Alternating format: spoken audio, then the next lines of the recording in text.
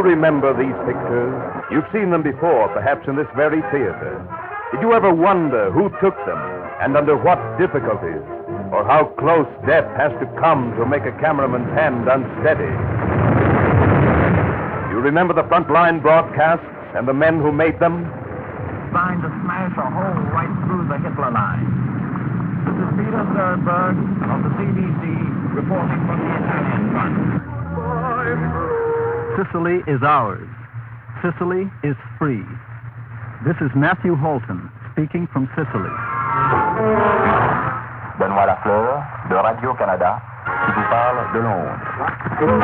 Well, it was signed by Adolf Hitler. This is Bill Herbert of the CBC reporting from Italy.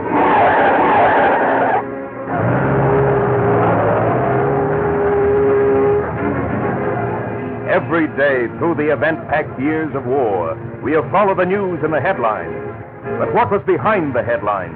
And who were the newsmen, the broadcasters, the cameramen, the men who boasted not about themselves, but about our fighting men, the men whose names were unknown, or at most bylines set in small type?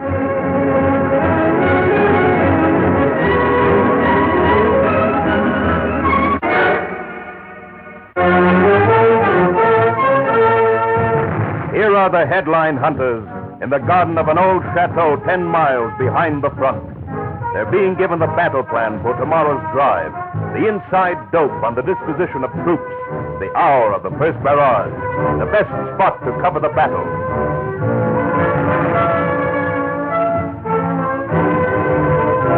Canada's reporters in uniform and public relations officers rub elbows with correspondents from other countries where Canadians themselves are headline news.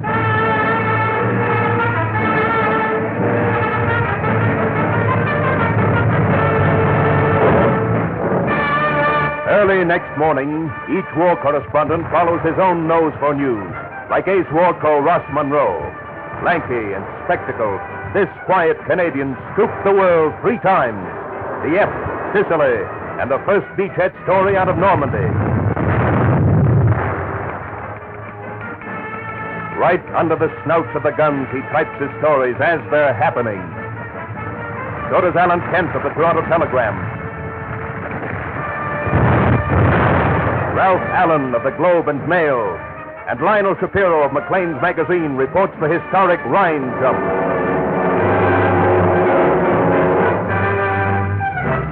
This RCAF Mosquito crew explains to Gregory Clark how the camera gun operates.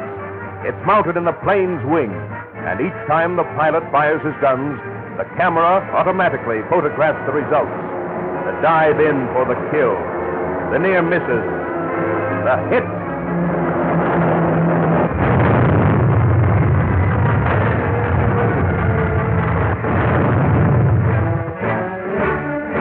Well, that's the kind of story the folks back home are interested in.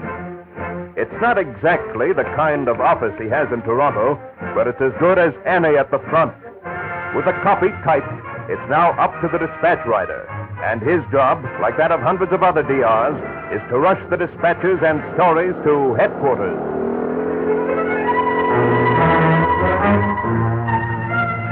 But behind the correspondents in the field is a vast organization, headed by men like Director-in-Chief of Public Relations Joe Clark, DFC, Colonel William Abel, London Headquarters, Colonel Dick Malone, European Theater, Wing Commander Frank Walker of the RCAF, and Commander Peter McRitchie. Everything from vital censorship, and Jam Cook here is trying to get a dispatch passed, to the many-sided jobs necessary to the handing out of information and news is in their care. Mobile, high-speed radio transmitters right up near the front flash out the news while it's still hot.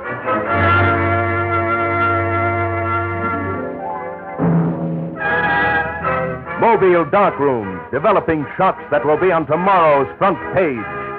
Motion picture editors preparing footage for newsreels. And studio facilities for radio.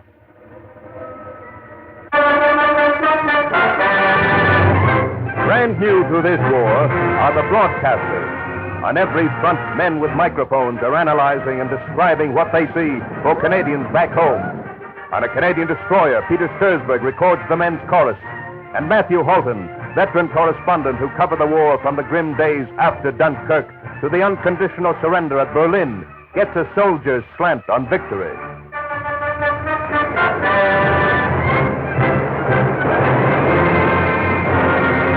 And in foxholes and dugouts, Marcel Ouimet and other CBC broadcasters bring Canada a taste of the real McCoy.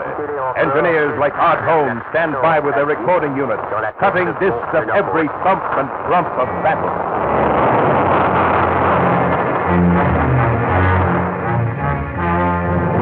Least known of all the war reporters are the cameramen.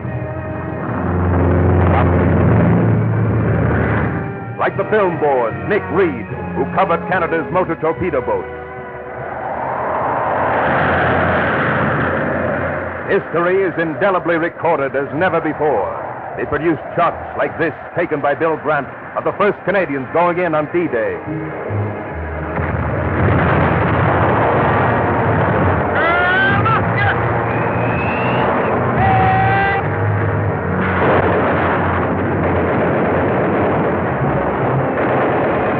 These cameramen are tough as they come, battle-trained to keep pace with our crack troops. When you see these pictures, you know a cameraman was successful, that a German sniper did not get him.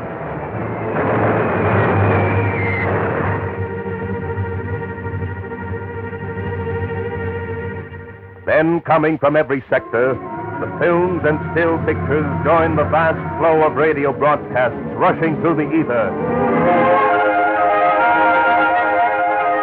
The dispatches crowding the submarine cables, pouring into the news and information centers of Canada. In the offices of the Canadian Press and British United Press, the dispatches are sifted. Unconfirmed report, official communique, special dispatch, usually well-informed sources. It is rumored. All are carefully checked, edited, and rewritten.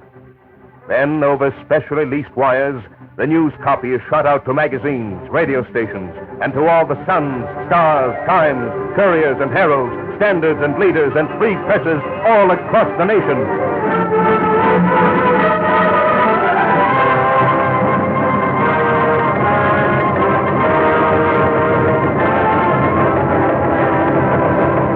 Geared to fast action, no matter how big the story, their complex machinery is prepared to make the deadline.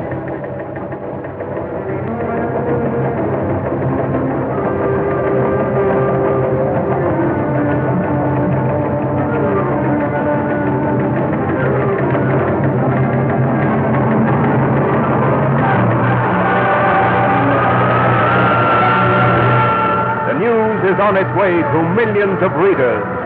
But the work of the newsmen goes on. Today, as our mounting effort turns against Japan,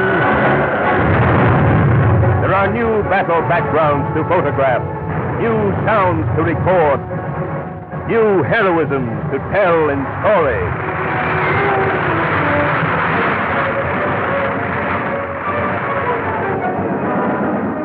And as you see and hear and read, remember the nameless hundreds who bring you the news, and the reporters in uniform who with typewriter, camera, and microphone hunt tomorrow's headlines.